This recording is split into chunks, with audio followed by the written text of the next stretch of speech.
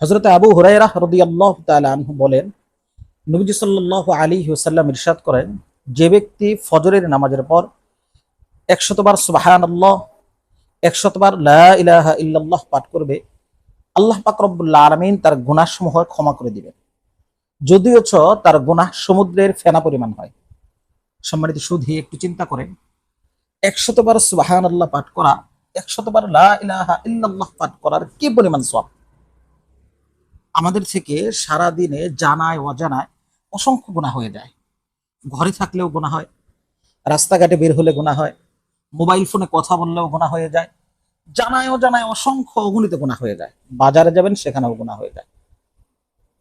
তাই আসুন আমরা ফজরের নামাজের ইহতিমাম করি এবং ফজরের নামাজের পর সুবহানাল্লাহ 100 বার, লা ইলাহা ইল্লাল্লাহ 100 বার পাঠ করি।